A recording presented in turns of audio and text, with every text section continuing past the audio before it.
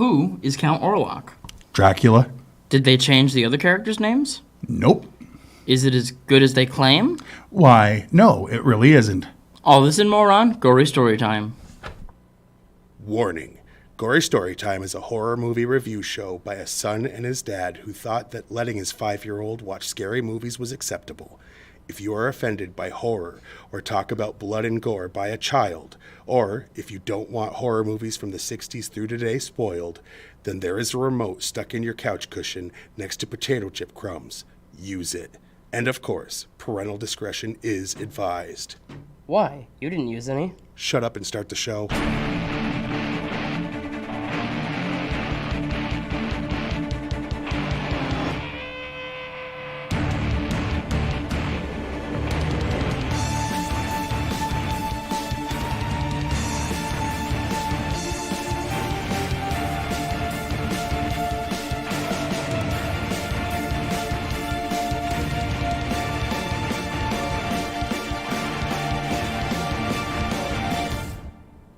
Welcome to Gory Storytime. I'm your host, Jason. I'm his co-host and father, Craig, and this week, for those who didn't see when they were clicking on the image, on the thumbnail, Indeed, or whatnot, or can't see behind me, we're reviewing Nosferatu, which turned 100 years old this year, and we figured at some point we needed to do this movie because it's a classic. I mean, it's like one of the first. It's the first movie. Big horror movie, I don't think it was the first official horror movie, but it was the first big one. And, whoo boy. Yeah. Here's the story. Dracula. If you know the story of Dracula, it's You know the story of Count Orlok. Vampire from Transylvania, moves, wants to, live in another country, brings dirt and coffins, and starts nibbling on the woman across the way. And I mean, it's the same. It's Dracula. I mean, they didn't even change Van Helsing's name or what's his little sidekick's name? The one that eats the spiders. Renfield. That's the one, Renfield. They didn't even bother changing that. They only changed one name, and that was so they wouldn't get sued, which we'll get into the behind-the-scenes facts and see how well that worked for them. But yeah, I mean, this is considered one of the greatest movies of all time, and we're about to piss off a lot of people. We are. We truly, truly are. But if you don't know why... Here's, if there even was a trailer. They didn't have TV back then, so...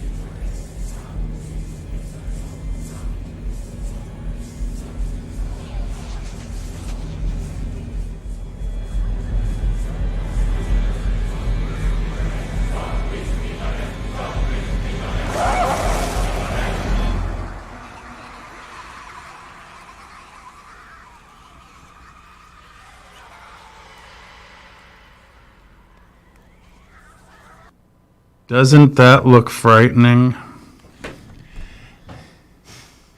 There's a reason why Nickelodeon allowed it in SpongeBob, because it was so scary.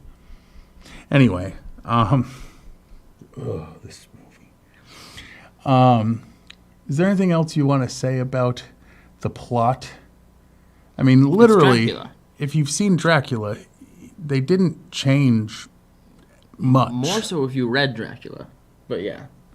I mean, 'Cause a lot of these Dracula scenes ended up in the movie- Dracula movies too. Wow. They just didn't make him look like that because that's not. Because that's dumb. He was supposed to be a handsome fella. Yeah, maybe that was their response in saying, oh, we can't use Dracula, then we'll make him ugly. Sure. Anyway, let's just move along and push through this one. Indeed, indeed. Most people think that we're here because we love horror movies, and Based we on our do. choice of We movie do. this week, that might well, not this be true. one, well, no, it's not that we don't love horror movies. We just think that this is a bad example of one. Anyway, what we're really doing is we're making big fat stacks of cash. And the way we do that is we tell all these big companies, hey, we're going to do a show. And then we pick two and allow them the honor of paying us money to promote their products. Yes. Because that's how it works. 35 subscribers. I'm sure they're really like banging down our door. All 35 of them are. Anyway, so this week, the commercials in which we are selling ourselves like the hose that we are, go to, let's see. Gory Story Time is brought to you by Orlok's Diner. Real authentic Romanian food. Try our Chiorba di Berta, or beef tripe soup. Made from the stomach of a cow, vegetables and special bones, flavored with lots of garlic and soured with vinegar. Hot chili peppers go with it very well. Or try the drob de meal, lamb haggis, made from minced lamb offal, green onions, eggs, and bread dipped in milk that are baked together with fresh cut herbs like dill and parsley, and sometimes garlic. All this and more at Orlok's Diner. Good food at great prices. Should you really advertise that something's called lamb offal? It's a part of the. It's like the Sure. organs. They call it the offal in an animal. And by Theft Script, the program that takes someone else's ideas and makes a script that uses all of the plot points of the original but changes the names so you can get credit for your amazing work. Consider it the Carlos Mencia of film scripts. Theft Script, because why think of fresh new ideas when you can just take better ones from other people who are smarter than you? Absolutely. All right. Now we're going to get into the meat and beef, as you like to say, of the show. I always bring up that you like to say it. You never bring it up, which is weird that I say you like to say it and I say it. I said it the once, and because of that I liked it, so I like to say it. Yeah, he meant to say meat and potatoes, and that's... Potatoes are bad for you. Potatoes are what he has for brains, mashed ones specifically. Anyway, do you want to go first? Sure. The movie was banned in Sweden due to excessive horror. The ban was lifted in 1972. Makes you question that, huh? After 85 years, virtually all the exteriors were left intact in the cities of Wismar and Lübeck. It's actually been like 100 years now, so that's been on there for a while. All known prints and negatives were destroyed under the terms of settlement of a lawsuit by Bram Stoker's widow. However, the film would subsequently surface through second-generation reels in other countries. Count Orlok is only seen blinking once on screen, near the end of Act 1. That's more interesting than the entire movie. Ruth Lanzhoff, the actress who played the hero's sister, once described a scene in which she fled the vampire running along a beach. The scene is not in any version of the film, nor in the original script. So it makes you wonder, right? Many scenes featuring Graf Orlok were filmed during the day. When viewed in black and white, this becomes extremely obvious. The potential blooper is corrected when the official versions of the movie are tinted blue to represent night. Oh. So I guess Tubi had an unofficial version? I guess so. The film was loosely based on the Bram Stoker book, but the characters' names were changed in an attempt to prevent legal action, which failed. The Except subtitles for a lot of were the translated characters. into French. Then, when the film went to the USA into English, but with with Stoker's character names used. In the meantime, the original prints were destroyed because of the legal action, so the original subtitles were lost. The American version went to the UK, and then it was translated back into German for a release there. When restorers were about to make a definitive version, they were looking through a number of archives. Unfortunately, all of the prints they found had the changed subtitles, so they gave up hope of being able to recover the originals. They later heard of a good print in an East German archive. When they got there, they found out that the print had been loaned out. The restorers were then offered to have a look at another print from the archive, which wasn't considered as good as the other one. When the restorers observed that print, they discovered that it had the original subtitles. It had been sitting there for half a century and nobody had noticed. Yeah, we definitely didn't see the one with the original subtitles because the font was so weird. It was jarring when it wasn't the subtitles from the original. Yeah. The creature that they claimed was a werewolf during the scene at the inn is actually a striped hyena, which is what I said so it was. glad. Didn't I say it was a hyena? You said jackal. No, You said jackal. And I said not coyote.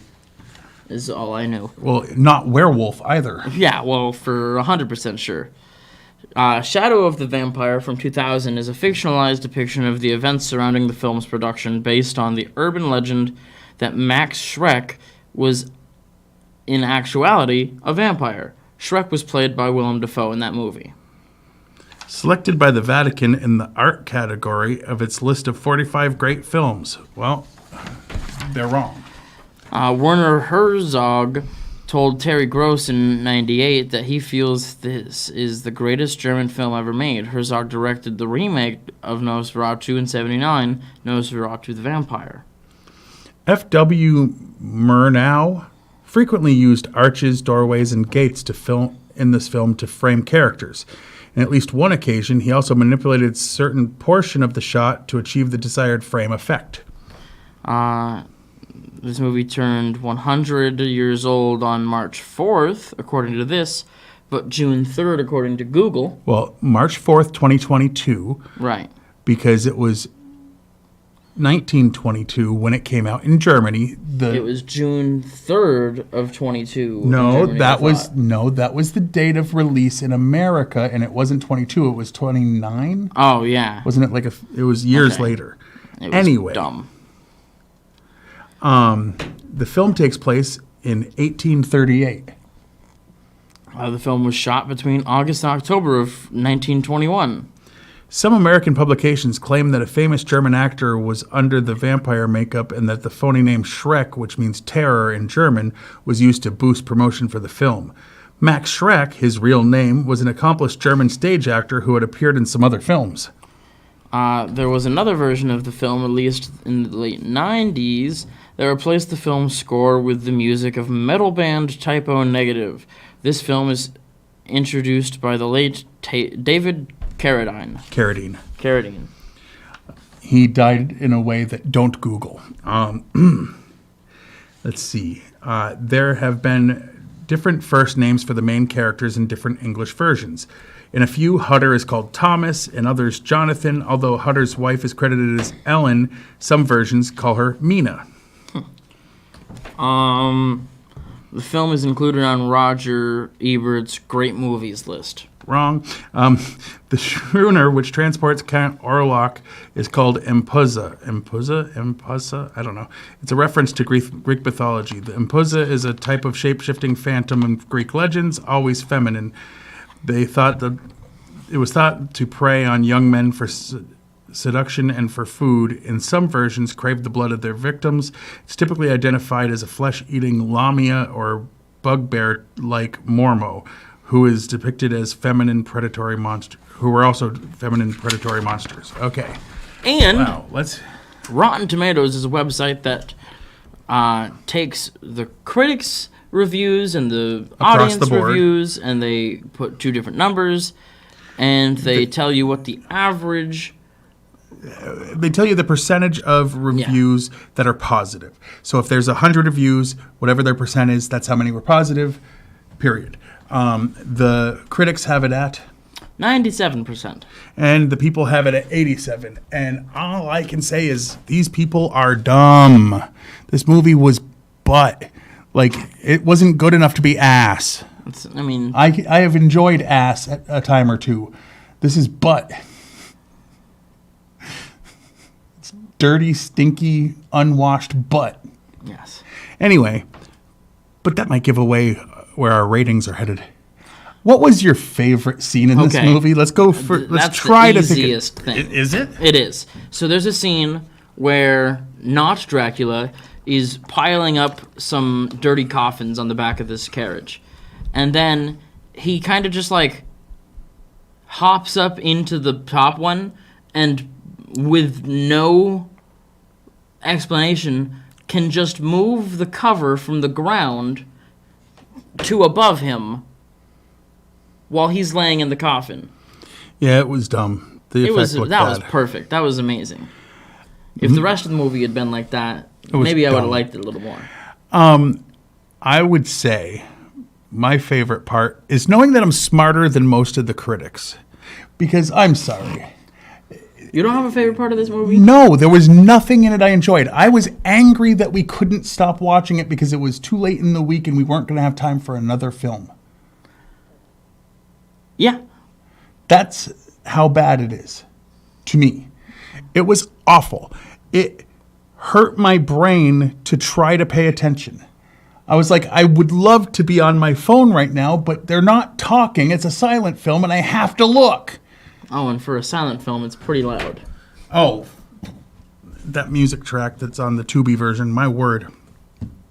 Yeah, I honestly believe that a bunch of critics liked it because they're told how great it is and they don't want to look bad. I don't mind looking bad. If you think that my hating this makes me a bad critic, I don't care. I don't care. I'm not going to pretend to like horrible things. This was bad. It was, well, lamb awful. Yeah. Anyway, what was your least favorite part? Okay, I'm probably going to just go with, it was talked about in the facts, but when they're like, oh, you mean Count Orlok? You're going to go see Count Orlok? You can't do that. He's dangerous. There's a werewolf on the way. And then they immediately cut to some horses running away from a hyena. Mm-hmm. They did. That happened. And the only thing I could possibly know from that was that it wasn't a werewolf. But they wanted me to believe it was. Yeah, that was probably the worst part of the movie. My least favorite part was probably knowing that I had to come in here and crap all over a movie because I don't like doing it. I really don't. Like, I've had people that watch that tell me, oh, it's funny when you're crapping on a movie. And it's like, yeah, but like, I'm doing this because I like it. It's more funny when we're doing it against each other. Right, when one of us loves it and the other one hates it. But this is not that. And this isn't the good bad, like Killer Tomatoes or Killer Clowns or Toxic Avenger. This is bad, bad, bad. Just watch the 40s Dracula or 30s Dracula, whatever. Like the Bela Lugosi. Like it's 29. It's better. It's better. Sure, yeah. That's the point. I don't know. It was later than this, and it was better than this. All right, on a scale of 1 to 10, what do you rate this abomination? I'm going to go with a 1 because 0 isn't between 1 and 10. Yeah, I'm doing the same. 1. Like, I will never purposely do this again. We were talking about doing a thing where we come in and, like, crack jokes over a movie, which we've done before, because it's in the public domain. We're not going to. I can't. Yeah, I don't know that I could. I won't find the humor in it. I'll just be sitting there. The whole thing will be me just going, why are we doing this to ourselves? Why do we hate us? And seeing as I don't really hate me, I'm on board with not doing that. 1 and 1 for a total of wish it was 0. Yeah. All right. We kind of burned right through that one quick. Why don't we just do the thing that we do at the end and end? There it is. So, you can watch this show on Fact TV channel 1076, Thursdays at 8:30 p.m. and Fridays at 7 p.m. You can like us on Facebook, and when I say us, I not only mean Gory Storytime, because you can, but also Fact TV, because you'll get live streams of stuff. You'll get, you can watch a lot of their stuff. Indeed. You can go to factdate.com and watch a bunch of the back episodes of this and many other pieces of entertainment that they film here in the studio. And the dullest places. entertainment on this channel is still better than this movie. I know, because we produce most of the dullest. No. Let's see. I'm on Twitter at Craig Jakes, all one word, all lowercase. I'm at Jiggly Firm Brain. I only tweet things that he says that I find funny. In or out of context, whatever Usually makes it out. funnier. Usually, if he finds it funnier. And check out my YouTube channel. I changed the name. You can find it still by saying Juggalo Jakes, but if you just type in Gory Storytime, you'll come across my show, and you'll come across Fact TV's YouTube, and just like and subscribe both. Indeed, indeed. And until next time, with hopefully a movie we can bear, I've been your host, Jason. I'm his co-host and father, Craig, And sweet dreams. That movie was fucking bad. It was